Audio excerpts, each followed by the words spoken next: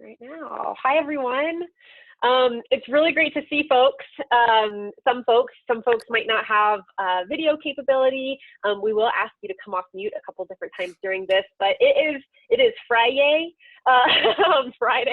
and I'm still trying to make that mean something in terms of I've started instituting screenless Saturdays for myself to try to get some distance. And for this, I'm really glad that folks are joining us here for our third Lunch with Leadership series. So I think I know most folks in here, but I'll just share again. My name is Emily. I like to share my pronouns. They're she, her, and hers. And I work in training and development in the Lory Student Center. I'm here with my good friend and fellow leader, Omar, who's going to be with us today, and we'll start hearing from him in a little bit. But first off, wanted to go and do some introductions. Since it is a nice small group of us, it would be cool to kind of let Omar know who's in our room and share a little bit about us. So if you want to share just name, pronouns if you like, maybe how you're attached to CSU, because I think most of us are. So how you're attached into CSU, and something that can consistently make you smile. So like I just shared about Tim Tam Slam. So that might be like Emily, she, her, and hers, training and development. And for me, I just shared about with Omar Tim Tam Slams. So this is a Tim Tam, and you can make it into a straw by biting off each end of it and then sucking your coffee or hot chocolate or whatever warm beverage of choice. And then it like melts, and then you can like, it's pretty amazing. So it's the gift to myself for the end of the day.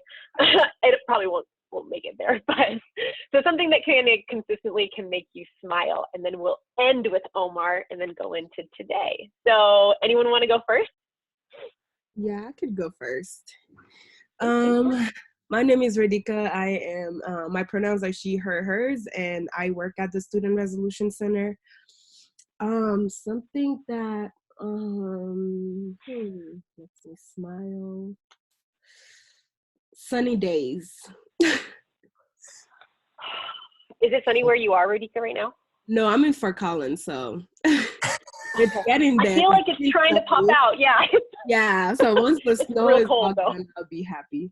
Yeah, I'm with you. Thanks, Radhika. Of course. Okay, who wants to go next? Adam, I see you off mute. Let's go to you. And then we'll go maybe to Bree. Perfect. Hello, everyone. My name is Adam. I use he, him, his pronouns. I am, my attachment to CSU, as my name might say on Zoom, Slice. I'm an advisor. I'm an involvement advisor in Slice. Let's see, something that just makes me happy. Well,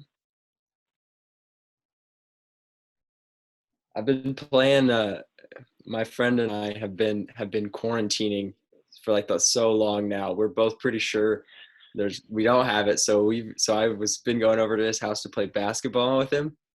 And that has been making me very happy because I've never been able to beat him at basketball, and now I can beat him. That's awesome. I don't know what changed, but now I'm good. Probably practice. The ability to commit some hours to practice. Yeah. Awesome. Thanks, Adam. Let's go Bree, and then we'll go Amber. Hello, everybody. I finally got my camera mic to work, so perfect timing. My name's Bree. I am the program coordinator in Off-Campus Life. Interested in hearing from Omar. I love rafting, so I was like, I want to tune in for this session. So something that makes me continuously smile, I think especially right now, it's my dog. He is just around all the time. It's fun to spend more time with him, and he's doing really quirky things. Like if my mom ever coughs, he like runs and hides behind the couch, which I think is really bizarre. It's like, it's only my mom coughing too. It's no one else ever coughing. It's just like every here and then it's like literally his head perks up right away and he just bolts. It's so bizarre. So it always makes me laugh. So that's making me smile these days. That's awesome. Thanks, Bree. All right, let's go Amber and then Zaire. Hi, I'm Amber. My pronouns are she, her, hers, and I work in the environmental services in the Lory Student Center, so I'm a janitor there. Um, and something that makes me smile is, well, I'm also in Fort Collins, and it's just like that crazy snow. I actually enjoyed that because I didn't have to be out in it. I didn't have to walk to class or anything, so it's really nice, like to enjoy it from like inside. That Yeah, makes me exactly. Thanks, Amber. Great. And then Zaire, and we'll finish with All Omar. right, hi, my name's Zaire Valenzuela. I'm at the Slice office. I'm the reel coordinator. And then something that makes me smile, so like either when I buy it or like my mom brings home fresh strawberries, like it's like my favorite thing ever. And like I just like can't like I eat a bunch of them and I'm just like smiling the whole time. So yeah. Do you dip them in anything, or just the strawberries enough? just the strawberries, yeah. Very pure. Awesome. Thanks, Zaire. Omar. Hi. Hi, everybody. I'm Omar Martinez. My connection to CSU would be Emily, and I visited Fort Collins for the first time last September, and I was blown away. I really like Fort Collins. It's a beautiful spot y'all have there, and love to visit again. My pronouns are he, him, his, if I didn't say that already. And something that makes me smile these days is my bicycle. I just involuntarily start smiling when I'm on my bicycle and I'm going really fast. So that's really nice, and I appreciate that. That's awesome. Where is home for you? Like, where are you right now? Where are you coming to us from? I'm in Flagstaff, Arizona. So sorry, y'all. It's pretty sunny and nice down here. Beautiful. But don't worry. I mean, I think just a really funny side story. Last week, we had like a 65-degree sunny day, and then within 12 hours, it was snowing. So, it's that springtime, like, it could be anything. Flip of the coin. Exactly. You just don't know. Yeah. Awesome. Thanks, Omar. So we'll hear more from Omar as we continue on, but we're glad folks are joining us. I'm going to share my screen with you real quick. So you're going to help me monitor the chat bar. So we'll do this in a couple of ways. This is, again, our third Lunch with Leadership today with Omar. You may see and familiarize yourself with some of these slides, but you are on Zoom. You've made it. I'm guessing that many of us have been on this platform at least a couple times since we've sheltered in place wherever we are. You can go to the gallery and the speaker views, and then that toolbar is at the bottom. We are going to use the chat bar to ask questions, but again, since we're a small enough group, it's really nice to just have a conversation, and if folks feel comfortable to kind of keep their cameras on if you can, and just come off mute to ask questions. It's just nice for that conversational aspect of it. And we have probably continued to do a lot of learning in the situations that we find ourselves in. And these workshops are provided to be time together and hopefully help us to feel connected, even across the miles at sometimes, to do some learning and skill development. And in this one specifically, you'll notice that the next two Lunch with Leaderships are with folks outside of our university, because we can definitely learn a lot from folks who display leadership within our university, and ensuring that we're getting access to different positions, different jobs, different careers, different lifestyles outside really allows us some insight into possibilities for ourselves. And then some of these have focused on skill development too. So there will be a clock in. We'll remind folks who can to clock in, and then there will be attendance at the end. So basically how this will work, I'm going to stop sharing my screen again. And so how this will work is that I've kind of sent a couple of questions to Omar. I just want him to share a little bit more about his journey and his kind of how he came to be where he is, and then talk a little bit about what leadership means. We've asked a number of folks throughout the workshops, like, what is leadership? A lot to the participants, and themes definitely right now have come up around, strong communication and empathy and, modeling leadership by kind of being an example and things like that. So we'll do some questions. We'll get some questions from you all. And then at the very end, I asked Omar to share something that really he's inspired by, and I'll ask him to kind of set that up when we get to it. But we're going to watch a short video that you all can see at the end. So that's kind of how it will flow for our next 45 minutes. And I'll try to be brief so you can hear lots from Omar, and then you all can get definitely questions answered too. So yeah, we'll kind of jump right in. Omar, I'd love to pass it over to you, and will you just share with us a little about yourself, about your journey, and kind of how you're positioned in the world? Yeah, it's funny because usually I'm very adept at doing these introductions when you're meeting new raft folk and passengers and about to go on a 14-day trip with them, and everybody's nervous and you're opening up, and now I'm like, what do I say? But so a part of my background is I was born in Nicaragua, came to the United States when I was really young. I grew up in Southwest Virginia, of all places, which was really wonderful, in the Blue Ridge Mountains. And then I came out to Arizona in the early 2000s to finish my university, and quickly fell in love with the Southwest. Grand Canyon is not too far from here, about 75 miles as a crow flies. And there's canyons and forests and so much around here. And yeah, it kind of changed my life and how I viewed myself and how I viewed landscape and how I fit into that landscape. So it was kind of neat. I got my first bit of work, right?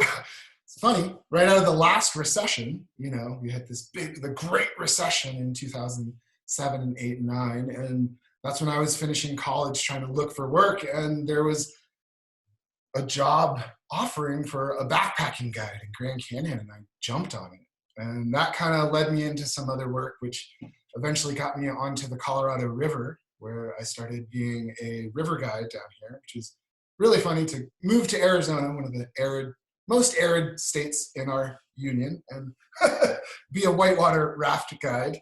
But that's how it happened, and it was pretty incredible. That's how I met Emily and was introduced into a world of Grand Canyon that I'm still learning and still consistently impressed by. And yeah, kind of moved back because I think that was along the lines of the question. So Omar, for folks who might not be as familiar, I know like raft guide can have lots of different responsibilities, but can you kind of like walk us through like what's either a day in the life of, or like when does your season start, and like what kind of orient us to a little bit of the world that you experience? Gotcha. No, that's a great question, because we often get that a lot. We are seasonal workers. So right about now, the commercial season, April, starts up for raft guiding here in Grand Canyon. And I would say like, yeah, a day in the life of a raft guide is quite different, you know, depending if you're an East Coaster, depending on the rivers that are around you.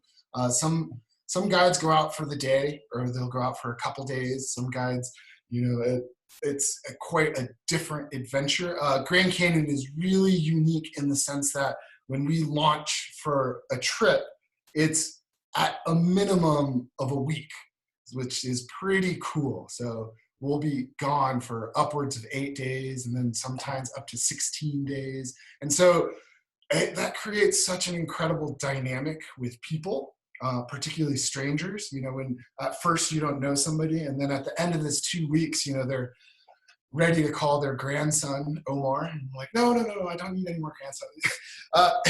It's really interesting. You build community, and it's a continual reminder of how organic and quickly community can be built. And when you have some certain parameters, and when you have the Grand Canyon as a backdrop to it, becomes pretty easy to create these places where people kind of fall in love and get enamored with nature and wilderness and stuff like that.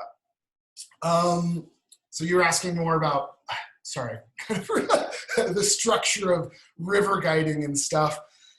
I would say a Grand Canyon guide, what's really awesome is the trip starts a few weeks before you even launch. You know, there's a bunch of people that are doing work in the office, the warehouse staff are getting boats ready, getting food ready, because all the food that you're going to eat is already being prepared in these coolers that you're going to have to cook. So, you know, a lot of thought goes into freezing the dinners that are going to be eaten on the last day in temperatures upwards of 120 degrees. So like you're really thinking about food safety and packaging. And then, you know, that's the build up to a trip. And then I would say for a guide, it really doesn't start until about 2 days prior. You know, you're gathering all your equipment, you're getting your things, and then we all show up at our warehouse and kind of rig the trip together. So we all grab things that we need, and usually most people have a bit of experience on the river and understand the things that they need for their boat. Then we go up to the ferry, rig the boats, which is to put them all together, inflate them, put the little oars on, or if you're doing a motor trip, you put the motor on in the back. And then it's like a hurry up and wait, and then you sit there and you're like, I get to meet strangers tomorrow. And I would say that's the most anxious ridden part of the whole experience, is like that 12 hours before you actually meet people, and you're thinking about all the possible things that you forgot. Because once you leave the shore, there's no stores, there's no like, you are, you know, at minimum 24 hours from a helicopter rescue sometimes. So like things don't come quick. So you're sitting there thinking like, did I bring everything? Do I have all the medication? Do I have all the safety equipment? And you're running through.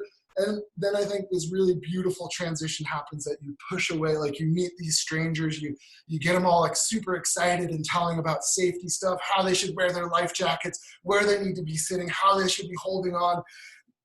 You know, I'm going to tell you how to drink water again and how to eat in this place that is totally unfamiliar to you.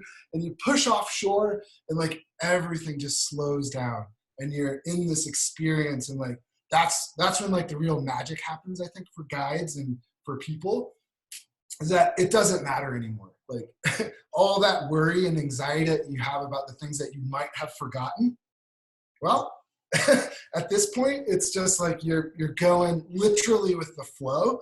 And I find that to be one of the most rewarding experiences of all. Like, I think it's a matter of like all the preparation and hard work that goes into an event and a thing that you're doing. And then to just allow that thing to happen over a course of 14 days is pretty cool.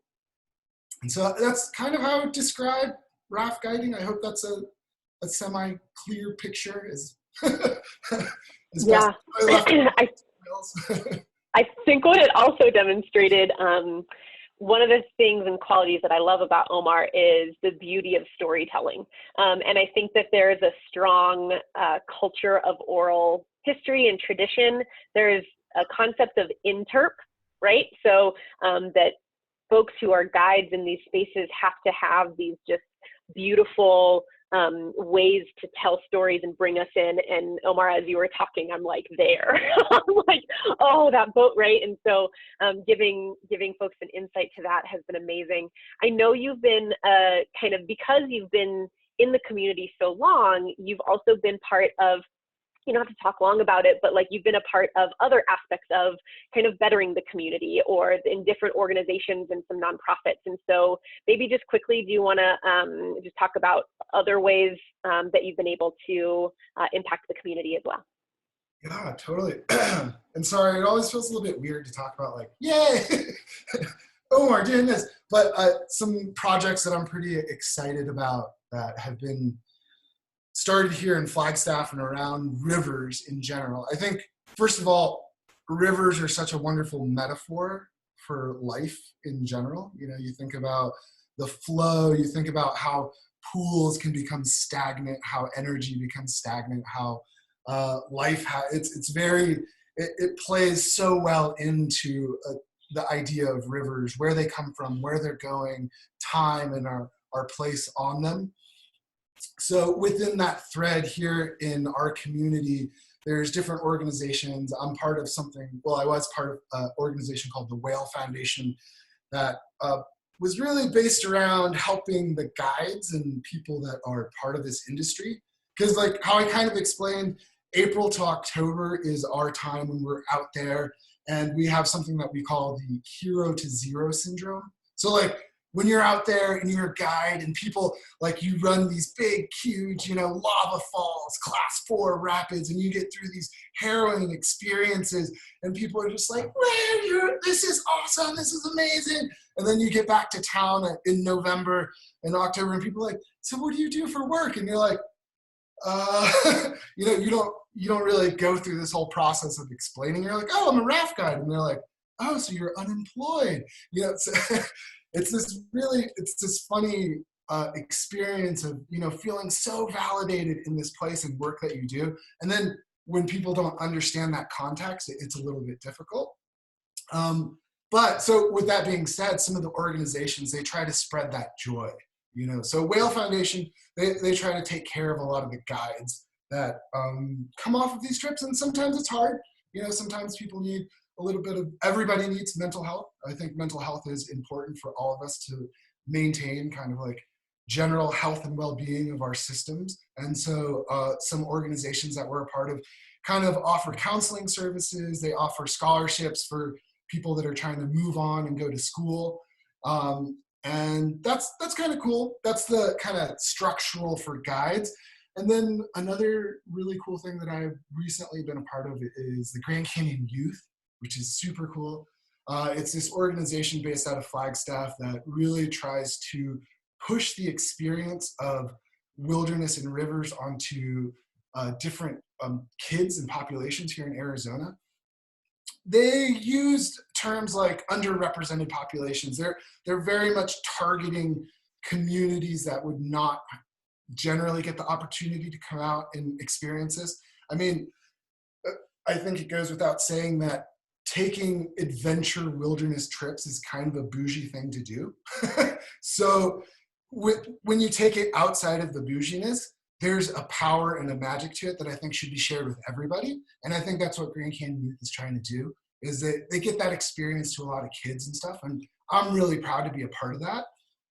And then the last organization that I'll briefly mention, which I think I'm particularly passionate about because I was kind of involved at ground level, was this, it's called Last Descents. And it is a company that works out of China in the Tibetan Plateau. And we've been going over there and training local Tibetan guides to become raft guides so that they can share this kind of enthusiasm and passion that us guides in this first world experience get to do, and share that in Tibet, where the scenery is incredible and the history is incredible. And to give these guides in that area the same amount of like respect, and yeah, it's pretty cool. So that was it. That's awesome. Thank you. And I hope the, things that Omar just shared, as well as kind of like, that's my dog barking in the background. I apologize. The hazards of virtual spaces. But I want to kind of kick it to you all. We have some questions wanted to give you all kind of a general idea. And then we've been talking to folks who have been displaying leadership about what some of this past month has been like and what is the pandemic like from their perspective. And so we can go into that, but I want to open it all up to you. Do you have a couple of questions for Omar, just in general about what you heard, or just inquiries in general? You can feel free to come off mute or do it in the chat bar.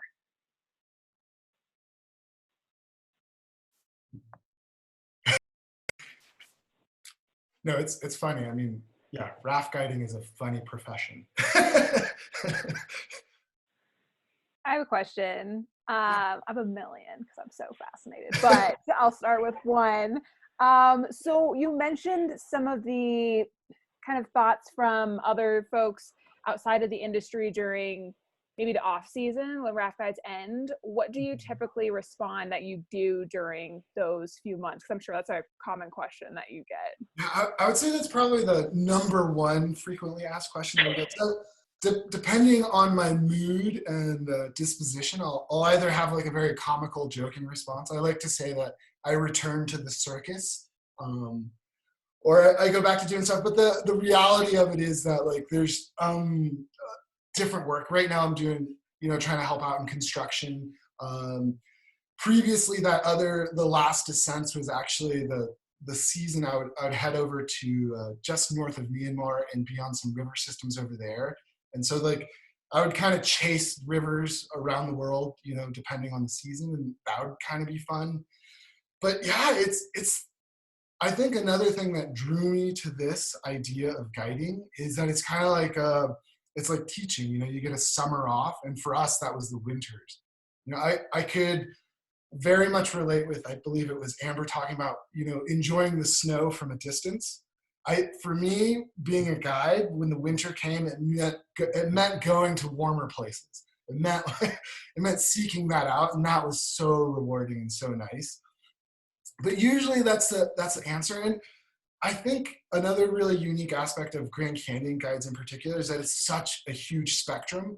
I think in California and Oregon and Idaho and East Coast, the rivers there are so wild, and you know, you can bust them out in a couple of days, that it's a different kind of profession. It draws different folks in, and Grand Canyon is so multi-generational. So like I've worked with really young guides in their early 20s to a lot of guides that are over 50 into their 60s, some into their 70s that are still working. So a huge range. And similarly, what they do with their winters is this big range. You have teachers, you know, people go back to their actual professions of being doctors, you know, what have yous.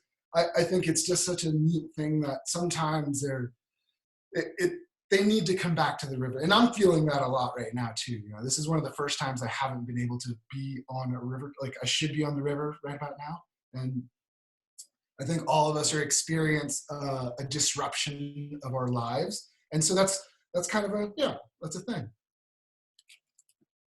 Thank you. Yeah, so I want to hear a little more about that disruption to kind of give us, again, more insight. But before that, anyone else? Bree, that was a great question to kick us off. So any other kind of general questions for Omar? Give it about 10 seconds.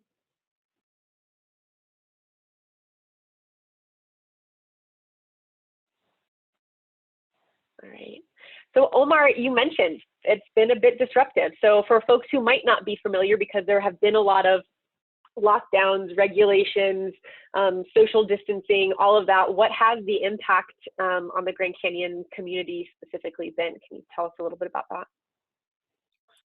Yeah, sure, I can speak to that. And similarly, you know, I think it's becoming more and more redundant with everybody feeling the effects of this somehow. You know, like all of us, it's like this warm blanket of discomfort that we're all wearing from time to time. But particularly for guides, they closed down Grand Canyon until May 21st. So no river trips are allowed to be, they closed down the whole park, which is smart. We're completely in support of doing the right thing and making sure that we're keeping people healthy and safe. It becomes a little bit more tricky when the profession you chose doesn't necessarily fall within the same standardized structures of society that most people are used to. So a lot of people are falling through the cracks when it comes to unemployment and falling through the cracks when it comes to social safety nets. And that's been a kind of a weird dynamic to navigate because we are seasonal employees and we haven't been working for the past few months. There's a lot of people that are kind of finding it really difficult to get that help. That's kind of been a challenging, and to speak to the leadership aspect of that, I've been extremely impressed by the people in this community to grassroots motivate to find solutions to problems. You know, when these other structures are not present to step up, it's pretty awesome to see other people personally stepping up, you know, and that's to say that it's like setting up GoFundMe pages to make sure that some younger guides who aren't as financially capable as some older guides get that resource. That's been kind of neat to see. But it's been super disruptive. And I think what's really difficult is we as a guiding community usually we gave up this time almost last year around November. Like we said, oh, we're available for this time of work. So it's a really interesting concept of like, we had our downtime to go into this like really busy time to now just like be still, which I think that's been the biggest challenge for most folks. Everybody across the board, right? Is this like, what do I do with this energy that I have that I want to be contributing? And unfortunately, river trips are really difficult to do virtually. You know, computers don't do well when they get wet.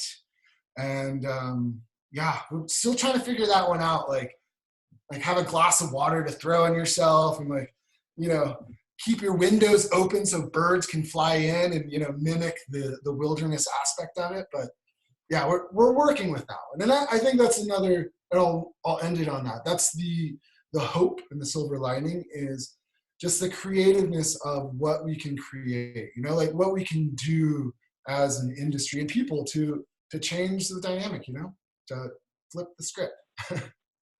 Yeah, thanks, Omar. So we have a question talking about what was your training like? So was it like swiftwater rescue, and what are some challenges that have occurred for you on the river? Lack of communication, resources, emergencies, and how did you manage them? Those are great, especially specifically talking about training for leadership positions and unique resourced areas. So do you want to speak to that, Omar? Totally, yeah. So I think I briefly mentioned it in my introduction about guiding. Guiding can seem like one of those very insular communities that's kind of hard to break into. You're like, well, if you don't have the experience, how do you get in there? And for me, it started with somebody recommending getting my wilderness first responder, which is almost like an EMT for the outdoors. And it's a basic foundation certification for folks getting into that industry. And so that's what spurred me into it. And from there, it was really a lot of word of mouth connections of like, oh, I'm going to be using this woofer to be guiding here. And it was like, oh, that's cool. And so specifically for the river training, my company in particular has been extremely awesome to offer swiftwater training for all the guides that are coming into the seasons.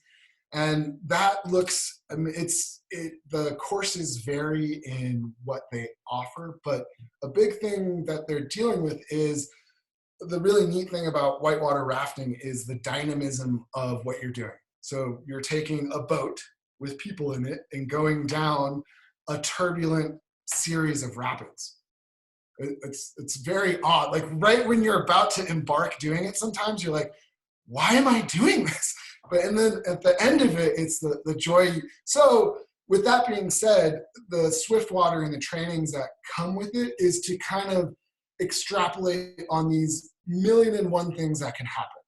If you fall out of the boat flips over, your boat gets stuck on a rock, you lose an oar, like everybody out of the boat falls out. You don't have a boat anymore, you're in the river. And so it's imagining these situations and then training on those situations. So I know that's very vague, but when it comes to swiftwater, that's basically it. And a lot of it has come from previous experience.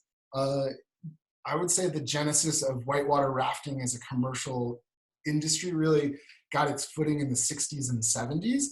And that was cowboy era. It was like, yeah, you should probably wear a life jacket. Helmet? Don't know if we have one. You know what I mean? Like, so from those experiences where people have messed up royally, we have built upon that the safety structures of being like, this is why we do the things that we do to keep you safe.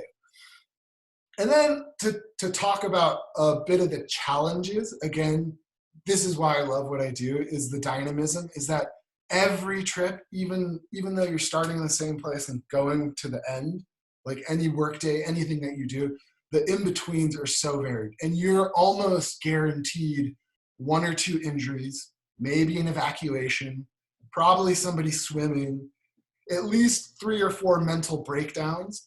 And so again, it's like this idea of holding space for situations that have not occurred yet, but you most likely will occur. And that's kind of building on experience. So like when I was a young guide, I think that was my thing. Like when you see something happening, you want to be there, like to mitigate that situation as best as possible.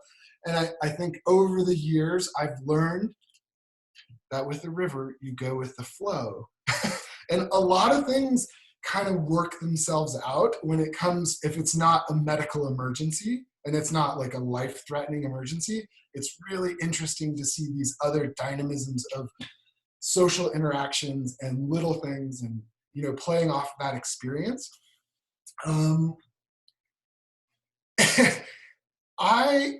So another really interesting thing is, earlier this year I was trying to do a big transition because I'm about 12 years into my guiding profession, and that's a lot of time to be out and about in the woods and in the wild. And so I was trying to parlay my experience into front country management.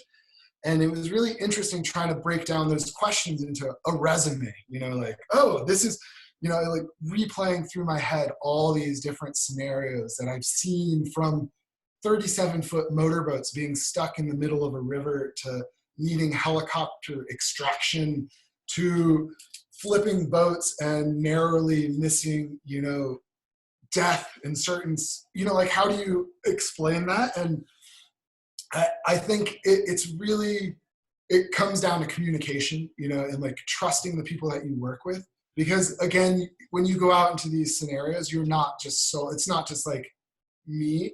And I think I would tie that into the leadership aspect, is that in these fluid emergency scenarios, that's where, like, working with a team, and even if you don't know your team, it's so powerful to trust in other people's experiences and have that be a part of like your moving forward. So I know that was extremely vague, a lot of it being because like I've seen everything from a broken leg, and then the rescue works perfectly, and then the debrief amongst the guides in the back of the boat creates a fist fight. Like, so communication is so key to that, like that you can work together, and then the breakdown comes in within like talking to each other, because you are not in a normal office space, and then you don't get to go home and gripe about your coworker. You fall asleep 6 feet from them usually, and that becomes difficult, and so clear communication and expectations of how you feel, and how maybe some things in the front country might seem like a slight, and you would be like, I'll let that go. And then when you're on a river trip, you're like, day 10, you're thinking about like, oh my God, they cut the tomatoes that way, and I told them never to cut the tomatoes that way. And so it's really funny, like it's a very microcosm of communication in that regard, the river trips.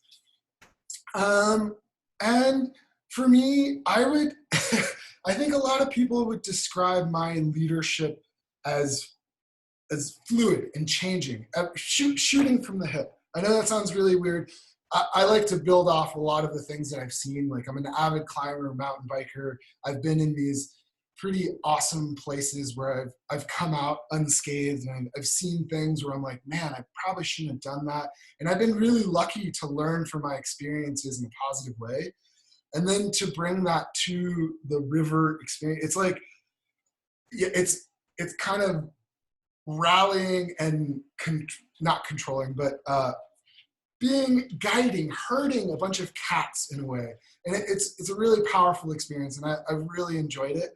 And I think each year I kind of understand one more component that I can bring to it. And I think that I've noticed that translates into other parts of my life as well, right? Like, things that I learned on the river kind of permeate out, and then also back in.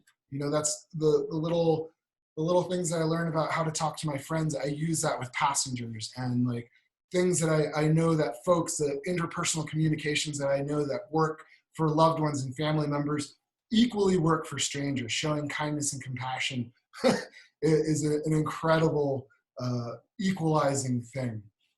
And that was so meandering for that question, but yes, that was my training.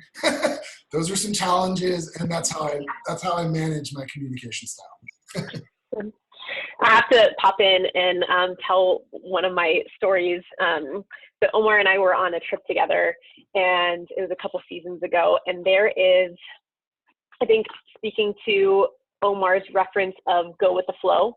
Like, you can plan your best course of action, your best line into a rapid, and then the water will take you somewhere. we were right at the top of Bedrock Rapid. I was in the boat that was in front of him, and I turn around at the end. We get through, and I turn around, and the water has taken him into a little bit of an eddy, and he's on a 37-foot motorboat. Comes onto the back of the motor boat, kicks off of the rock to avoid getting stuck into the eddy, which would have been like a much more difficult situation. He thinks quickly, he acts, he jumps onto the back of a 37-foot boat with 40-mile-an-hour water rushing by, and pushes it and averts what could have been a significant situation. And at that moment, I looked at Omar, I looked at the industry of raft guiding, and the just amount of respect. And I think to Omar's point around you use the lessons that you learned down there in front country, and teaching leadership courses and classes, I've used so many examples of what I've seen to be responsive, to be resourceful, to be action oriented when there isn't time to make a decision. And so I just had to gloat about you a little bit too, Omar. So I respect the heck out of this guy for sure. So we have some more different questions that comes. I put some links in the chat if you are interested in learning more about the woofer or the Swiftwater. Zaire just popped in a question. I want to actually invite Omar to set up the media that he sent to us. So I had asked for, what's something that inspires, kind of keeps you going back to, and sent something. So Omar, will you set this up for us as we watch a little bit of this? Yeah, sure. So this is the the clip from the Time Travelers, right? Oh, so something really cool happened this past fall. Like I've worked down there a bunch, and you get to do a bunch of trips, and I was invited to be part of a speed run. So they wanted to set the fastest run through the Grand Canyon, and prior to doing this, there's been many attempts. And each attempt is filled with this incredible adventure. And so it was a group of dudes, guys that make up the United States men's raft team. I didn't know that was a thing. And I don't know how, they contacted some other people that were friends that were also guides in the canyon. And then by happenstance, I was invited in December to do this trip in January. And so previous 2 years before doing this, these guys actually had a film crew. They had Chaco go follow them around. So it's really funny because it's the experience I had, but I don't have to gloat about being an actor in the movie. So it's really nice. It's a very good snapshot of what the experience was, and I really enjoyed how they made the film about it, because in the beginning there's a couple quotes that I really like, and there's this dude Brian Durker who's a big legendary figure in the community, and he kind of speaks to the beauty of Grand Canyon, and the cinematography is kind of nice because it's home, and and Colorado too, the water and the mountains, everything is so interconnected, and that's my little blurb. Thanks, Omar. So we're going to watch about 5 minutes of it. It's about 23 minutes long, so I'll put the link to it in the chat also, so you can click and watch the full of it. And I'm going to start that now.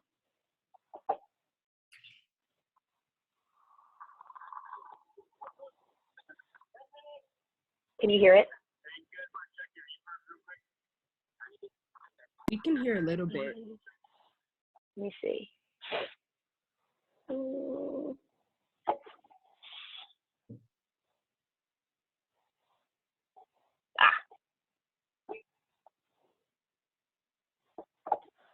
Thanks, Rudika. There we go. Check my what? Yeah, exactly. Look at that.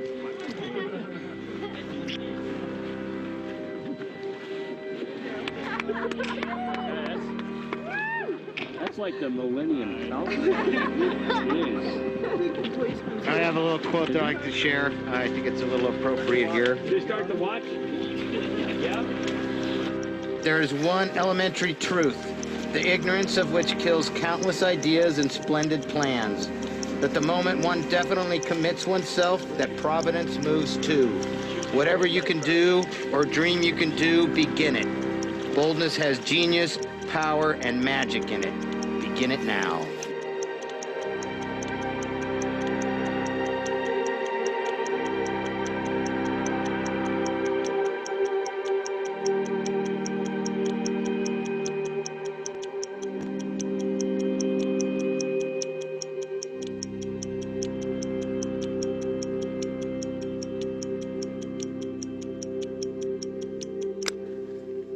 Here's the deal, I'll lay it out straight. I averaged for a couple decades 250 days a year on the water. This is 1969. I'll tell you what, I was 13. the older you get, the more freaked out about how short your time is. And some of these people have no clue as to how much time they've wasted, right? I even feel like I've wasted some time.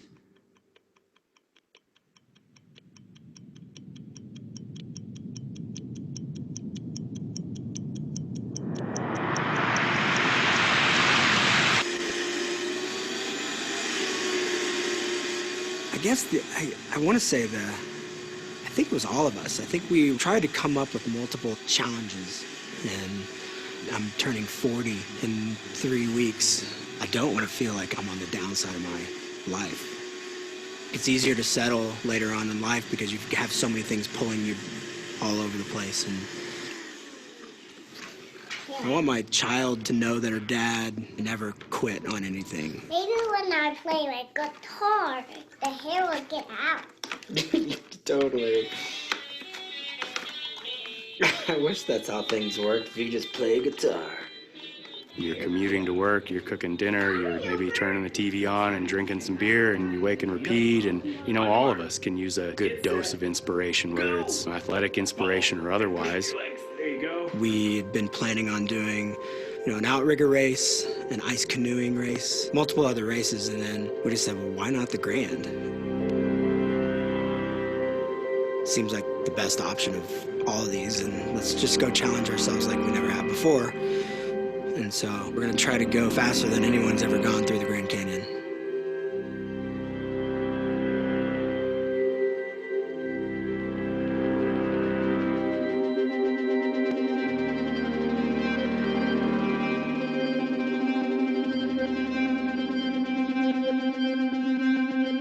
My name is John Mark Seelig. I'm captain of the U.S. men's rafting team.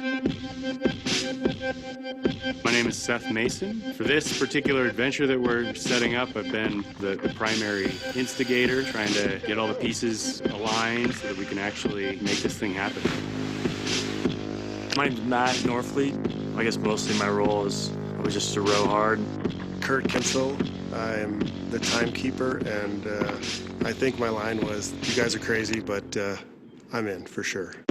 I'm Ian Anderson. I'll be one of the paddlers, more likely just the mascot. I'm a really good cheerleader, though. My name is Rob Prechtel, and I am a rower and former underwear model. My name is Marty Borges, and I was brought in to help steer this boat down through the Grand Canyon. Jeremiah Williams. I row for the U.S. men's raft team, and I'm typically the comic relief.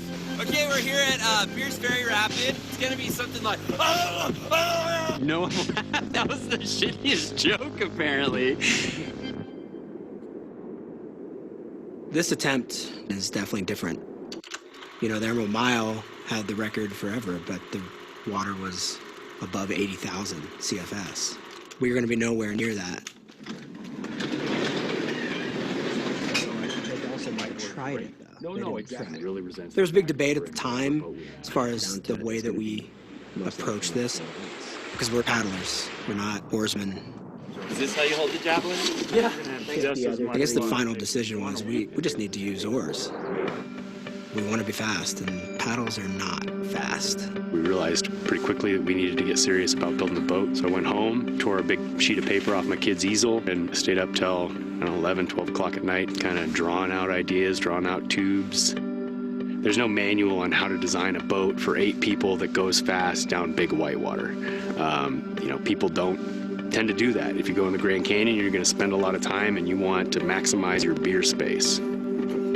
Oh, on the right, I just start paddling hard on the right. And that turns you hard to the right. I'm not sure this is going to turn at all. It might not. The design of the boat went through several iterations. The first big redesign, we ended up moving from a 34-foot long boat to a 48-foot long boat. Realized that it needed some tweaks. It was too heavy, too bendy, and we're not sure it's exactly right, but we think we're getting closer. We're definitely stepping outside of our comfort zone, especially because we've never designed a boat like this. We've never rowed like this for potentially 34 hours. We didn't really have the opportunity to custom fabricate a whole lot of stuff, so we're scrounging up parts from old rowing machines and raft tubes that are part of an old kiteboarding terrain park. They're not even raft tubes, so it's been a trip.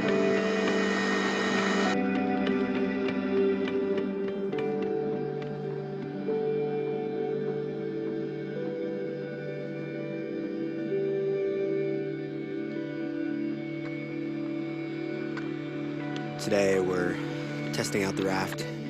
This is the Moab Daily section.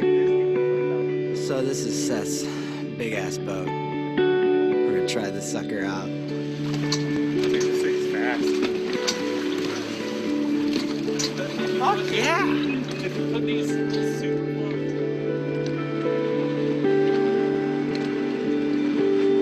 I had heard about its dimensions and I thought, God, that's wild. I can't even put it together. But when I saw it, it's completely reasonable. My only concern is its length. If you got into a breaking hole or something, to where something got broken, I want those guys to have a good repair kit, You got a rowing song, Jules? 16 men on the dead man's chest. Yo, ho, ho, with a bottle of rum. Drink to the devil in the hell. Today was a really good test of the boat in flat water, but we're totally untested in white water at this point.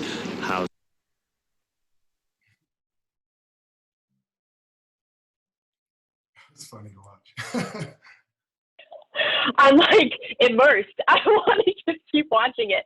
So I'm going to put the link in there. Hopefully you all are kind of brought in, but oh my gosh, what amazing examples of like how a team comes together and has to make decisions together. And like, yeah, there's a captain who kind of brought it, but like that collaborative nature. So everyone is bought in. Like, Omar, can you speak to like what it brings out for you, as well as like home and the beauty, but watching it again, like what does it bring up? You know, I kept having to, there was a good week after we did this event where like, I was so brain dead. I don't think I could form really 2 sentences about the experience. And the further I've been away from it, as you were mentioning, the camaraderie to work with people for a goal. And so a lot of the people that you saw on that movie, there was 3 of them that weren't part of this experience. They were substituted by myself, Justin, and this other guy named Lindsay. And it was so heartwarming and incredibly fun to work with people. When delirium really hit around hour 25, I think it was, and it was like 2 a.m, and the starscape was insane. I mean, they could have been fake. We could have been hallucinating for all we know. But it was just this magical moment of like when you wanted to quit so bad and you wanted to lay down and you looked around and you're like, oh man, other people are still going. I got to keep going. That was cool. Yeah, definitely. So Zaire had asked a question about how many guides do you usually work with on, a trip, and so how does that vary? And then we'll end up with some kind of leadership pieces. Sweet, that was a great question, Zaire. It depends on the different kinds of trips. So the trips that I run are motor trips, like I did with Emily, and those would be about 8 days long, and we only have 3 guides for about like 25 people.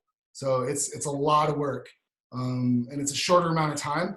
When you do the row trips, so there'll be 6 boats, and each boat has an oars person, so somebody managing that boat. And so you work with 5, upwards of 6 other guides. And that's a fun dynamic when you have those trips, because the trip is slower and there's more people to spread out the work. So usually the way the rotation happens is you'll have a cook partner. So you'll cook dinner and breakfast, and then the next night you get off. Like you're either filtering water for the people to drink to refill the jugs, or you're going on walks and hikes, and you're reading stories, you're creating art with people. So the more guides on those bigger trips are actually really a fun site. Like it spreads that fun and workout. You know, you get to interact with more people. And the company that I work for is quite large. So we have a rotating cast of like 100 guides. So it's really awesome because you get down there and you meet these passengers and these strangers, and then at the end of it they're like, oh my gosh, you guys are like brothers and sisters. Do you do all your trips together? And usually it's like the only time that you ever get to hang with, like you only get to work with a guide once or twice in a season. So it's really cool how quickly you can turn on teamwork and camaraderie when you have a mission and a goal that all aligns together. It's pretty neat. That's awesome. Very so we're cool. about to wrap up.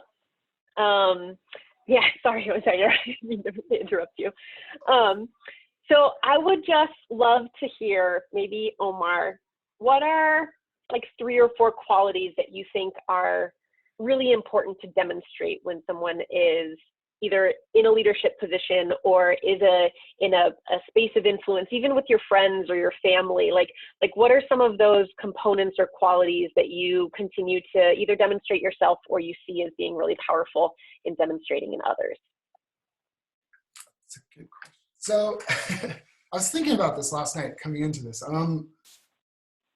One thing that I really noticed across the board, whether it be like a situation that's like there's extreme duress and everybody's like on edge, like everybody's 110% energy, to like when you're having like a casual conversation with your friend and you want to tell them how you feel.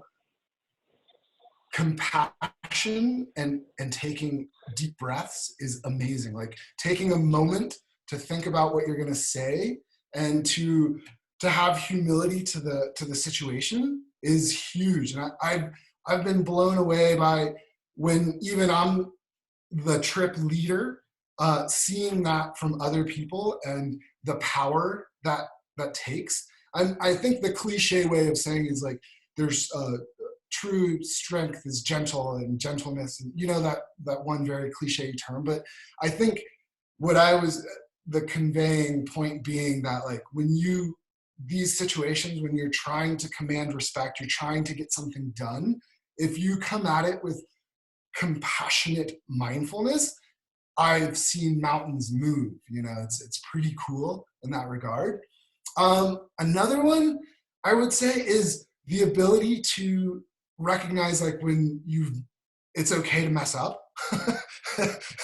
Like you can think that like an idea is going to be like the best idea, like this is totally going to work, everybody, we're going to make it. And then like you quickly realize that idea is leading you into more of a pit of despair.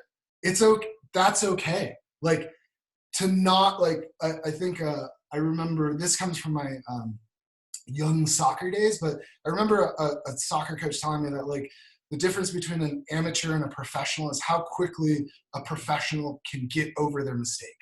You know, like somebody who sits and mulls on the fact that like, shoot, man, I missed that opportunity, when like a leader or a professional is like, great, we're going to try this. We're going to try A, we're going to try option B, we're going to try option C until one of them works, and not get hung up on like the fact that 13 of your options didn't work. You know, it's it's the success that you want to focus on in that regard. And then I'm a big person and believer in, like humility, like understanding your social currency in certain situations and not undervaluing yourself.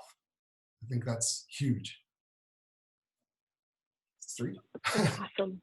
Yeah, that's great. Thank you so much, Omar, for joining us. Thank you, you all. You'll see some things in the chat. Omar, is it okay if, since the group is pretty small, can I share your email address if anyone has follow-up questions for you? Okay, great. So I'll put that in the chat bar too. the attendance link is in the chat bar. Thank you for joining us. We'll stick around for a couple minutes, but again, as we like to do, if you want to come off mute to say goodbye and thanks, that's always nice for the end of it. So thanks so much, Omar, and to all of you. It's great seeing you. Yeah, thanks for letting me blab at everybody. Great. Thanks, Omar, and thanks, Emily. Thanks, Bree, for being here. Thank you. Thanks, Amber.